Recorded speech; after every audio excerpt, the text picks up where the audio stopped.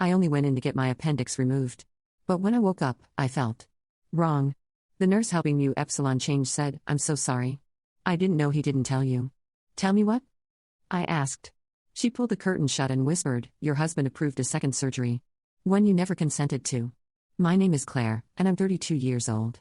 The morning I went in for routine appendix surgery, I kissed my husband Thomas goodbye, thinking I'd be home by dinner with nothing worse than a few small scars and a story about hospital food. But when I woke up in that recovery room, something was wrong, a different kind of pain in a place that made no sense. The young nurse adjusting my fore kept glancing at the door nervously, and when she finally pulled the curtain around my bed, her whispered words made my heart monitor spike. "Didn't they tell you about the second procedure?" In that moment, surrounded by the sterile smell of antiseptic and the distant murmur of hospital life continuing normally around me, I realized that someone had made a decision about my body while I was unconscious. What followed would destroy my marriage, send shockwaves through the medical community, and turn me into something I never expected to become. If you're watching this video right now, I'd love to know where you're from. Drop it in the comments section below, hit that like button and subscribe to hear more stories like this. The morning light filtered through our bedroom curtains in that particular way that made everything look softer than it really was. I remember thinking how perfect Thomas looked, even with his hair disheveled from sleep, as he reached across the bed to silence his alarm. We'd been married for 6 years, together for 9, and I still felt that flutter when he smiled at me first thing in the morning. "Coffee?" he asked, already knowing the answer. It was our routine. He made the coffee. I made the bed, simple, predictable, comfortable. That's how I would have described our life in that modern, 2-bedroom apartment overlooking the city park. Thomas worked in finance, consulting for firms that needed someone who could make numbers dance. I worked from our second bedroom editing manuscripts for a publishing house that had gone fully remote during the pandemic and never looked back. "Make it strong," I called after him. "I've got 3 manuscripts to get through today." "You always have 3 manuscripts." He laughed from the kitchen. I love the sound of his laugh. Then now remembering it makes my skin crawl. We were planning to start trying for a baby soon. Well, I was planning. Thomas always seemed to find reasons to push it back. His promotion, the economy, wanting to save more, but last month, he'd finally agreed. After the holidays, he'd said, kissing my forehead, "We'll start our family after the holidays." The pain hit me at 9:47 a.m. I know the exact time because I was on a video call with an author discussing revisions to chapter 12 of her novel, when suddenly it felt like someone had driven a hot knife into my abdomen. The laptop slipped from my lap as I doubled over, gasping. Claire, are you okay?" The author's voice came tinny and distant through the speakers. I managed to end the call, then crawled to the bathroom, thinking I might vomit.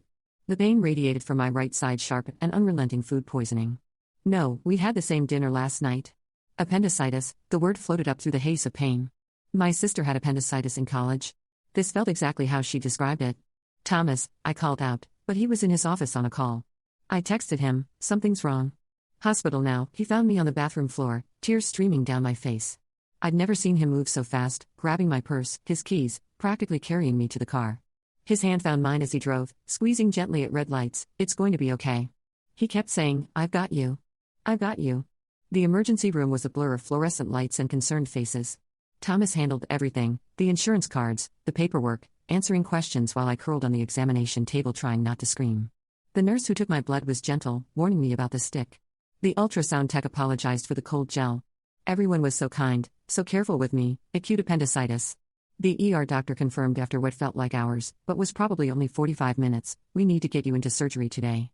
The good news is we caught it before it ruptured. Thomas was right there, holding my hand, asking all the right questions. How long would this surgery take? What was the recovery time? Were there any risks? He took notes on his phone, thorough as always. I loved how he took care of me. Took care of everything. I trusted him completely. They admitted me and moved me to a pre-op room. The surgical nurse, an older woman with kind eyes behind thick glasses, came in with a clipboard full of papers. "Just need to go over the procedure and get your consent," she said, then paused, squinting at her paper. "Work. I just need to confirm both procedures that will be. We already discussed this with the doctor." Thomas interrupted, his hand tightening on my shoulder. "She's in a lot of pain. Can we move this along?" The nurse looked uncertain, but nodded, "Of course. I'll just need her signature here and I can help her," Thomas said, guiding my hand to the signature line. The pain medication they'd given me was making everything fuzzy. I scrawled something that vaguely resembled my name. "What second procedure?" I tried to ask, but my tongue felt thick, uncooperative. "Show baby, don't worry about it. Just rest."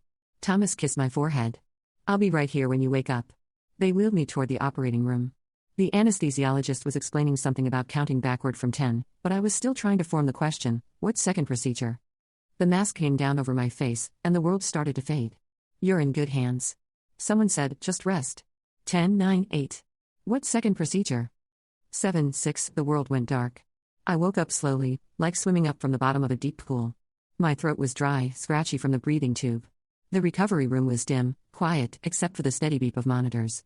A nurse, different from before, younger with intricate braids, pulled back in a ponytail, was adjusting my for there she is. She said, warmly, how are you feeling? Claire, thirsty. I croaked, that's normal. I'm Kelsey. I'll be taking care of you today. She helped me take small sips of water from a straw. The surgery went well, you're going to be just fine. I tried to sit up and gasped. There was pain, yes, but not just where I expected it. My whole pelvic region ached with a deep, unfamiliar soreness. Kelsey noticed my wince. That pain will go away in a few days, she said. But something in her expression shifted. She looked uncomfortable, maybe even troubled. It hurts down there, I said, gesturing vaguely. Is that normal for appendicitis?